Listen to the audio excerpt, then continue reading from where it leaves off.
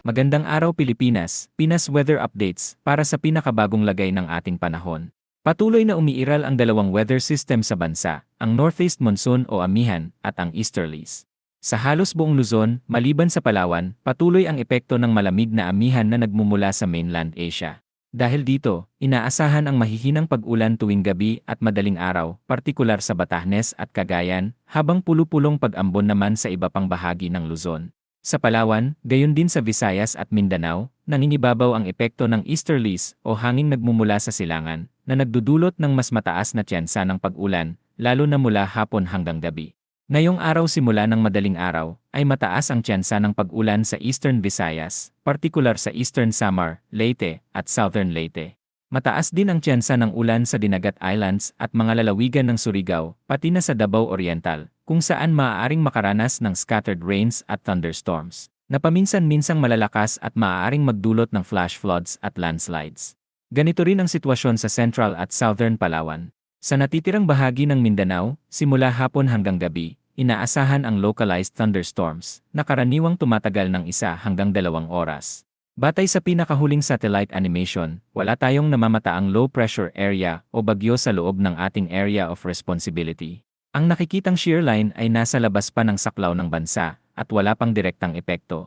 Ang mga cloud clusters sa timog silangang bahagi ng Mindanao ay wala ring circulation at hindi itinuturing na low pressure area. Hanggang sa katapusan ng taon ngayong 2025, wala na tayong inaasahang bagyo. Ngayong araw ng Linggo, December 28, patuloy ang mataas na tsansa ng mahihinang pag-ulan sa Batanes at Babuyan Group of Islands dahil sa amihan. Sa bahagi ng Northern Luzon, kabilang ang Cagayan Valley at Cordillera, inaasahan ang madalas na maulap na kalangitan. Sa Central Luzon, Aurora, at Quezon, mas madalas namang sisikat ang araw, na may bahagyang ulap at posibilidad lamang ng pulupulong pag-ambon. Sa Metro Manila, Central Luzon, at Calabarzon, mababa ang tsansa ng pag-ulan.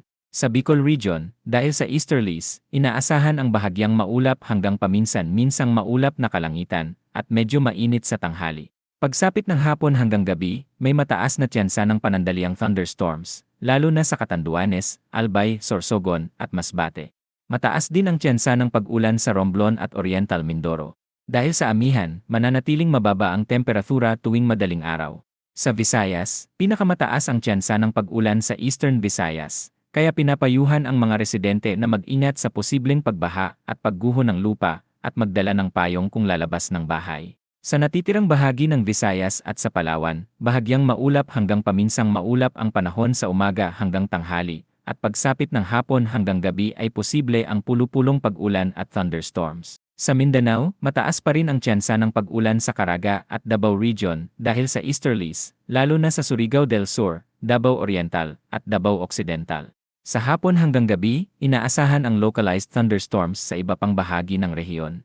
Sa kalagayan ng karagatan, maalon pa rin ang silangang baybayin ng Cagayan dahil sa amihan, na may taas ng alon na maaaring umabot sa 4 na metro, kaya delikado para sa maliliit na sasakyang dagat. Ang silangang baybayin mula Isabela hanggang Davao Oriental ay maaari ring makaranas ng alon na 2 hanggang 4 na metro. Sa iba pang baybayin ng bansa, katamtaman ang taas ng alon na karaniwang nasa kalahati hanggang 1 metro, ngunit maaaring tumaas kung may thunderstorms o malalakas na bugso ng hangin. Sa mga susunod na araw, hanggang Bespiras, mananatili ang epekto ng easterlies sa Southern Luzon, Visayas, at Mindanao, habang patuloy ang amihan sa Northern at Central Luzon, kabilang ang Metro Manila. Mataas pa rin ang tsansa ng pag-ulan sa Batanes at Cagayan, habang isolated light rains naman sa iba pang bahagi ng Luzon. Sa Bicol Region at Mimaropa, inaasahan ang mas madalas na pag-ulan, lalo na pagsapit ng kalagitnaan ng linggo. Para naman laging updated sa latest na lagay ng panahon, pakiclick mo lang ang subscribe button para sa napapanahong updates. Para sa dagdag na impormasyon, maaaring bisitahin ang Pag-asa website.